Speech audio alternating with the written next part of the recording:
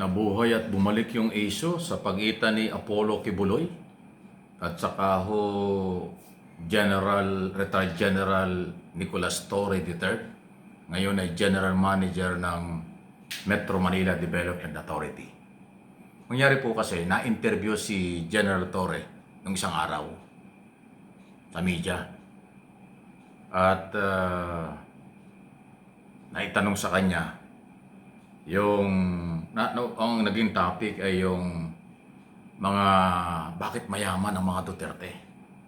Saan galing at saan tinatago ng mga Duterte ang kayamanan?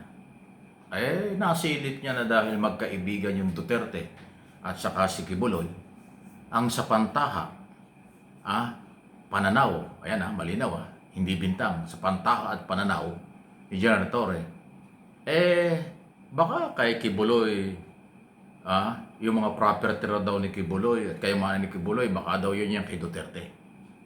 Kasi ganito ang paliwanag ni General Torre. Nung daw siya ay nandyan sa compound ng Kingdom of Jesus Christ nung nakaraang taon, nung kanilang ipatupad ang warrant of arrest, siya ay regional director ng Region 11 na PNP. At matagal, 2 linggo, 16 days na nandoon sila at tinahanap si Kibuloy. Nakita daw niya na wala namang ganong karaming membro si Kibuloy. Hindi daw ganong kalaki ang person ni Kibuloy. Kahit daw nung mag-anniversary, nakita nila hindi rin ganong karami. So ang tingin, pananaw ni General Torre, saan manggagaling ang pera ni Kibuloy kung kakaunti naman ang membro?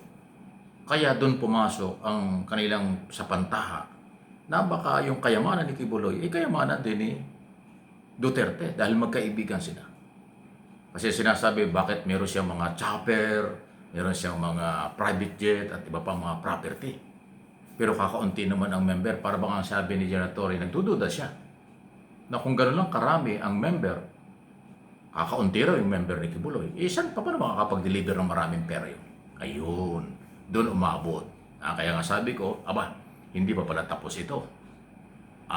Hindi naman kasalanan nung nag-interview kung bakit nakasagot ng ganon si Torre. Dahil nga po, pinag-uusapan na yung lumabas sa Anti-Money Laundering Council na bakit si Sara Duterte at yung kanyang asawa ay napakaraming bilyones, 6.7 billion yung bank transaction. Kaya napapag-usapan saan galing ang pera ng mga Duterte. Siyempre, pag dating Senador Trillanes ang tinanong mo, sabi niya may nagdi-deliver sa kanila. Di ba? Pogo at drug money raw. Ito naman si General Torre, dating pulis, ayan ho yung kanyang observation. Yan ay kanyang pananaw at observation na posibleng yun daw ho ang pinanggagalingan ng pera.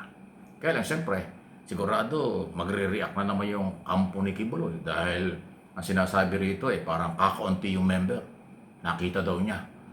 Wala pa daw 1,000 yung nag-rally nung doon siya sa compound ng kanyang inuhuli si Kibuloy. Nung daw mag-anniversary, wala pa daw 2,000 ang tao. Although meron daw itong mga taga-ibang bansa, pero kakaunti rin. Ayun na yung sabi. Na ang tingin niya, hindi makakapag-deliver ng ganong kalaking pera at magkakaroon ng ganong karaming kayamanan si Kibuloy kung yun lang ang kanyang manpower. Ayun. Matindi yan. Ako nagbabalita lang Magagalit na naman kayo sa akin, lalo na po yung mga, alam mo na, hanggang ngayon yung mga yan, hindi makamove on sa pagkakahiwalay namin. Wala na tayong magagawa. Hindi ako pwede sa ganun Dahil ako gusto ko malaya ako nakakapag-broadcast. Malaya akong nagagawa ang dapat kong gawin. Ayaw ko na ako didiktahan at pakikialaman. At hindi talaga tayo magkakasundo. Yun po yun. Anyway, so, nabuhay yung Apollo Kibuloy at General Torre story. Ayun. Nag-viral na naman Pinatulan din ng ibang mga social media. Ako naman nagpapaliwanag lang dahil lahat naman balita Lahat po national issue ang pinag-uusapan. General Torre, kahit nasa MMDA yan, national figures pa rin yan. Yan ay isa rin kilalang opisyal. Si Kibuloy nga lang, kilala siya, pero ngayon nakakulong. Alam naman natin.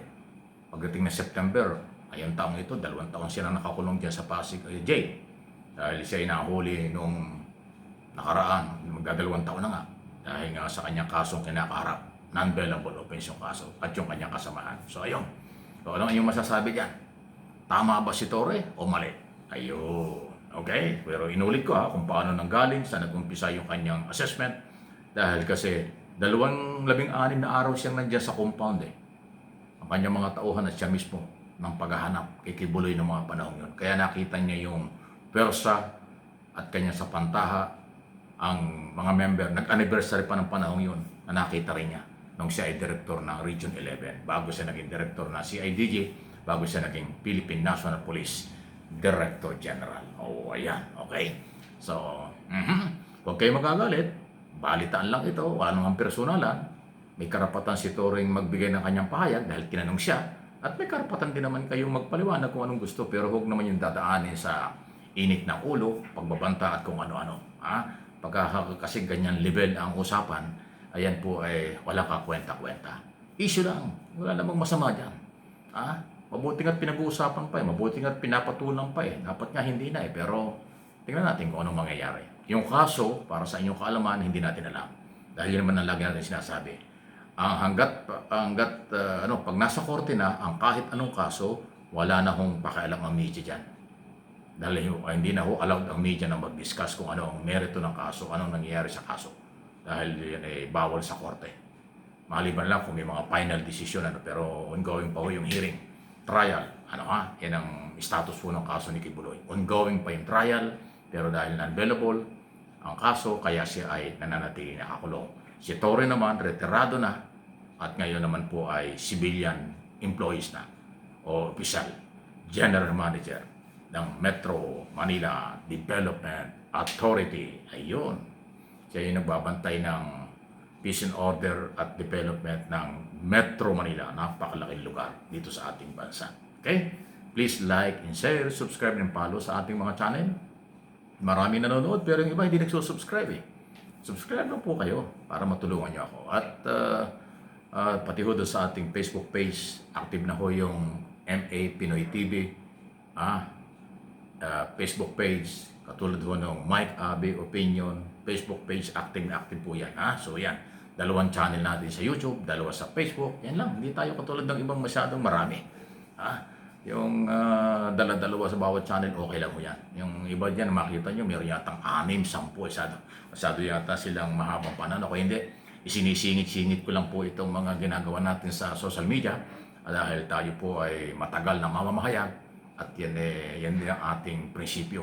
Ang maghayag ng anumang mga balitang totoo, bawal ang fake news. Okay? Bawal ang pinanghuhugutan. Lahat ay mayroong pinanghuhugutan, opinion na mayroong gagalingan. Okay? Analysis at interpretation, suggestion na rin kung kinakailangan. Pag malasakitan natin ang ating gobyerno, ang ating kapwa, respeto ang batas, may magandang bukas. Ayan, may magandang buhay. Di ba? Yun lang po yun. Yung mga nagagalit dahil hindi naintindihan ng topic, hindi ko muna banggit ang pangalan, binabanata na kayo. Hindi po yun kasi yung tingin ng iba Pag nabanggit ng pangalan ng Duterte, akala binabanata na. Pag nabanggit yung kay Buloy, akala binabanata na. Pag nabanggit yung mga idol nila, akala negative na. Hindi nakakaintindi yung mga yan. Intindi naman ninyo na ang balita, balita lang. Ang mga opinion lang. Hindi po yan paninira. Hindi ko mo binanggit ang pangalan ng mga idol nyo, sinisiraan na. Kabubuhan naman yan. Okay? Bakit pagka kayo nagsasalita, nire-respeto ng iba? Kaya lang, maayos na panalita. Pag may halong pagmumura, may halong pagbabanta, ay wala sa lugar yun. Yun ay paglabag na sa karapatan ng tao at yan ay pwede na kayong balikan lalo na kung kayo nagbabanta kasi krimen ang pagbabanta sa kapwa.